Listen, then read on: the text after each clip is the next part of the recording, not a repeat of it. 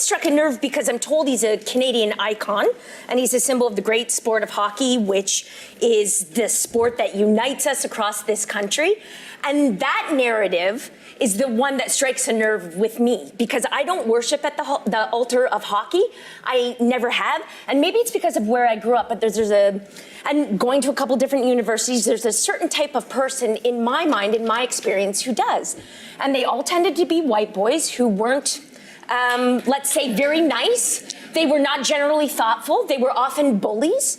Their parents were able to afford to put them, spend $5,000 a year on minor hockey instead of $5,000 is a lot of money. You could do other things besides spending your time in an arena. You can go on a trip and learn about the world, see other things, eh? The world is a big place. Maybe get out of that bubble.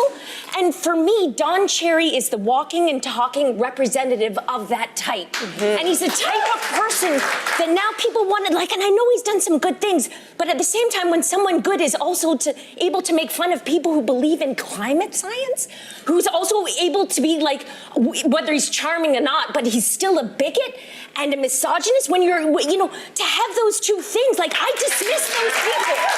And I find it embarrassing. I find it embarrassing that there's a big chunk of the country that is so upset about this. Hockey doesn't mean anything to me. I'm sorry. It's not part of my Canada. Canadian. And I'm still also a great Canadian. Yeah. Yes. I'm tired. Who is that low testosterone guy in the crowd? That's great. That's exactly what I was saying. Who dragged him along, and what bet did he lose? Or holy moly, I wonder what his story is. There's a lot going on there. She's not a fan of hockey, she says. She suggests, and I don't quite believe her, that she didn't know exactly who Don Cherry was.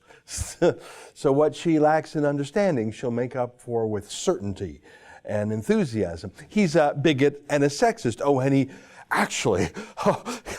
he made fun of global warming, and that's really his worst sin, it sounds like. I don't know if you caught it. Don Cherry used the word "you people." She said "that type." Did you hear her say that a couple times? What's the difference, by the way? There was a level of snobbery there too, and it was really noticeable. Those families, those hockey families who spend money playing hockey, why don't they travel to exotic places instead? I mean, she does. Her Instagram page is full of pictures of her living it up. She wants you to know that even though she's from a small town, she's really sophisticated and very successful. And by the way, did you hear her say it? She went to not just one university, but several universities, she'll have you know. And she travels. She's no small towner, guys.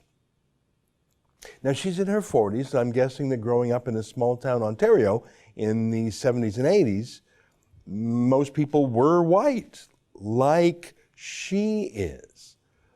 But what's that got to do with anything? Let's grant for a moment that her story was true about mean hockey kids and not just cooked up by CTV's public relations or some producers trying to make her sound more interesting than she really is. But is she saying that the entire white race is to blame because some kids 30 years ago were mean to her? And what would race have to do with it anyways? She's white. They, if they really did exist, were white.